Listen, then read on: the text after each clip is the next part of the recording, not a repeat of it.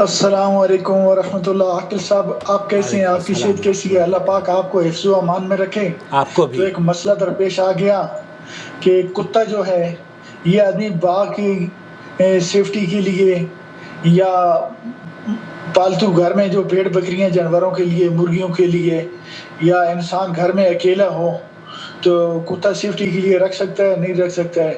حدیث میں تو آیا تھا جہاں آدمی کتا رکھتا ہے وہاں فرشتے نہیں آتے ہیں۔ آپ ذرا مزید مدد کا آگاہی دیں۔ السلام علیکم، خدا نحمدہ حافظ، ونصلی علی فی امان رسولہ اللہ۔ الکریم، اما بعد۔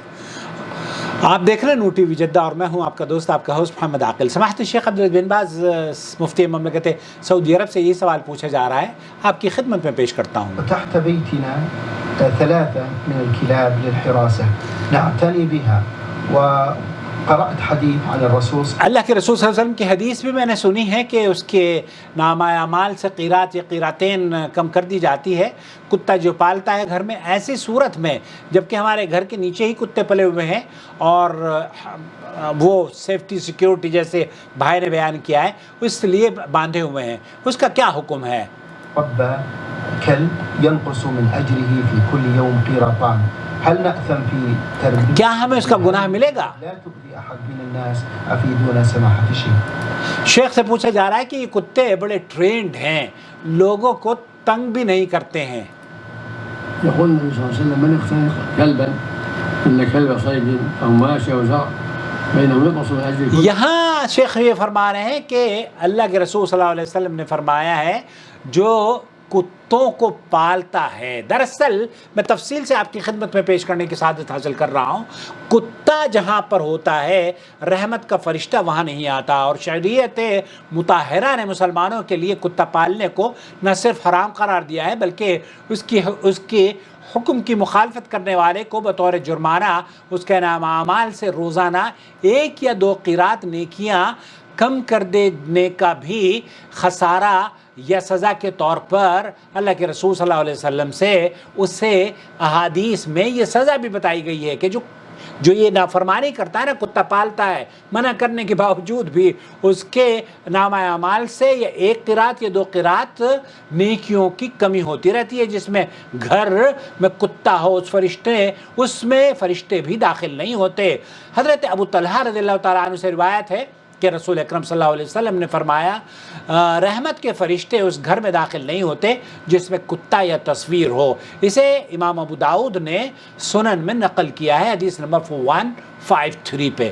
حضرت عائشہ بیان کرتی ہیں کہ ایک دفعہ جبرائیل علیہ السلام نے رسول اکرم صلی اللہ علیہ وسلم کے پاس ایک متعین وقت میں آنے کا وعدہ کیا، وقت گزر گیا لیکن جبرائیل تشریف نہ لائے۔ اس وقت تک رسول اکرم صلی اللہ علیہ وسلم کے ہاتھ میں ایک لکڑی تھی، آپ علیہ السلام نے اپنے ہاتھ سے پھینک دیا اور فرمایا کہ اللہ تعالیٰ وعدہ خلافی نہیں کرتا، نہ اس کے قاصد وعدہ خلافی کرتے ہیں۔ پھر آپ نے ادھر ادھر دیکھا تو ایک پلہ جو کتے کا بچہ ہوتا ہے آپ کی چارپائی کے نیچے دکھائی دیا۔ آپ نے فرمایا اے عائشہ یہ پلہ اس جگہ کب آیا؟ تو انہوں نے کہا اللہ کی قسم مجھے علم نہیں، آپ نے حکم دیا وہ باہر نکالا گیا۔ پھر جب جبرائیل آئے تو رسول اکرم صلی اللہ علیہ وسلم نے آپ نے فرمایا آپ نے مجھ سے وعدہ کیا تھا اور میں آپ کے انتظار میں بیٹھا رہا لیکن آپ نہیں تشریف لائے۔ تو جبرائیل نے کہا یہ کتا جو آپ کے گھر میں تھا اس نے مجھے روک رکھا تھا۔ جس گھر میں کتا اور تصویر ہو ہم وہاں داخل نہیں ہوتے۔ کتاب ہے صحیح مسلم حدیث نمبر 2104۔ اسی طرح سے عبداللہ بن مغفل رضی اللہ تعالیٰ عنہ بیان کرتے ہیں کہ رسول اکرم لوگوں کو رسول اکرم صلی اللہ علیہ وسلم نے کتوں کو قتل کرنے کا حکم دیا، پھر فرمایا لوگوں کو ان سے کیا سروکار، یعنی ان کے کس کام اور پھر جب آپ کتوں کے فوائد بتلائے گئے، شکار، رکھوالی وغیرہ، تو آپ صلی اللہ علیہ وسلم نے شکاری کتوں، بکریوں کی نگران کتوں کے پالنے کی اجازت عطا فرما دی۔ صحیح یہ سنن ابو داؤد کی حدیث ہے۔ عبداللہ ابن عمر رضی اللہ عنہ بیان کرتے ہیں کہ رسول اکرم صلی اللہ علیہ وسلم نے شکاری یا جانوروں کی نگرانی کرنے والے کتے کے علاوہ دیگر کتوں کو مار ڈالنے کا حکم دیا۔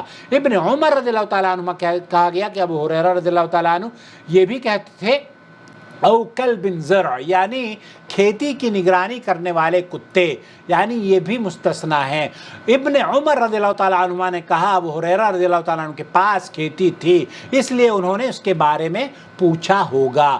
یہ صحیح مسلم کی روایت ہے 1571 پر۔ ابو ہریرہ رضی اللہ تعالیٰ عنہ بیان کرتے ہیں کہ نبی کریم صلی اللہ علیہ وسلم نے فرمایا جس نے بھی جانوروں کی رکھوالی یا شکار کرنے یا کھیت کی رکھوالی کے علاوہ کتا رکھا اس کو روزانہ 1 قیراط اجر کم ہوتا ہے۔ اس حدیث کو امام بخاری اور امام مسلم نے نقل کیا ہے، یہ متفق علیہ حدیث ہے۔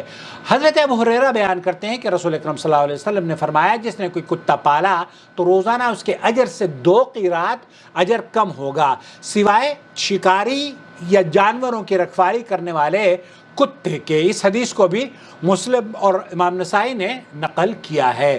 اسی طریقے سے امام نووی رحمۃ اللہ علیہ یہ کہتے ہیں کہ ان 3 امور کے علاوہ کسی اور کام مثلا گھروں اور راستوں وغیرہ کی حفاظت اور چوکیداری کے لیے کتا رکھنے میں اختلاف ہے۔ راجح یہی ہے کہ ان تینوں پر قیاس اور حدیث سے سمجھ آنے والی علت ضرورت کی بنا پر کتا رکھنا جائز ہے، لیکن شیخ محمد بن صالح العثیمین رحمۃ اللہ علیہ فرماتے ہیں اس بنا پر جو گھر شہر کے وسط آبادی میں بیچ میں ہو اس کی چوکیداری کے لیے کتا رکھنا جائز نہیں، چنانچہ اس حالت میں اس طرح کی غرض کے لیے کتا رکھنا حرام اور ناجائز ہوگا۔ اس کی بنا پر کتا رکھنے والے کا روزانہ 1 یا 2 قیراط عمل اجر کم ہوتا رہے گا، اس لیے انہیں کتے کو بھگا دینا چاہیے اور وہ کتا نہ پالیں۔ لیکن اگر وہ گھر خالی اور بیابان جگہ میں ہو اور اس کے ارد گرد کوئی اور مکان نہ ہو تو پھر اس گھر اور اس میں رہنے والوں کی حفاظت کے لیے کتا رکھنا جائز ہے۔ اور پھر گھر والوں کی حفاظت تو جانوروں، مویشی اور کھیت کی حفاظت سے زیادہ اہم ہے۔ مجموع الفتاوی سماحت شیخ محمد بن صالح العثیمین۔ جو روایات اوپر گزر چکی ہیں ان میں 1 قیراط اور 2 قیراط کا ذکر ہے، تو ان دونوں روایتوں میں موافقت کے متعلق کئی ایک اقوال بیان کیے جاتے ہیں۔ ہو سکتا ہے کہ یہ کتوں کی 2 قسموں پہ ہو، ان میں سے ایک زیادہ اذیت کا باعث ہو۔ بستیوں اور شہروں میں 2 قیراط اور دیہاتوں میں ممکن ہے کہ 1 قیراط یا یہ 2 علیحدہ وقتوں میں بیان ہوا ہو۔ پہلے تو 1 قیراط بیان کی گئی ہو، پھر سختی کرتے ہوئے اس کو 2 قیراط کر دیا گیا ہو۔ تو بہرحال خلاصہ کلام یہ ہوا کہ نبی کریم صلی اللہ علیہ وسلم نے چند جو وہ امور ہیں ان کے لیے تو جائز ہے، البتہ عام طور پر جو فیشن کے طور پر رکھے جاتے ہیں کتے، ان سے اجر و ثواب میں کمی واقع ہوتی رہتی ہے، اور یہ بڑی خسارے کی بات ہے کہ ایک آدمی گھر میں اپنے کتا پالے ہوئے ہے اور اس کو پتہ ہی نہیں ہے کہ سزا کے طور پر اس کی نیکیوں میں 1 قیراط اور 2 قیراط کمی روزانہ واقع ہو رہی ہے۔ اللہ سے دعا ہے کہ اللہ تعالیٰ ہمیں صراط مستقیم پر گامزن رکھے اور اللہ تعالیٰ ہمارے عقائد کی حفاظت فرمائے۔ والسلام علیکم ورحمۃ اللہ وبرکاتہ۔ وما أرسلنا من قبلك إلا رجالا نوحي إليهم فاسألوا أهل الذكر إن كنتم لا تعلمون بالبينات والزبر وأنزلنا إليك الذكر لتبين للناس ما نزل إليهم ولعلهم يتفكرون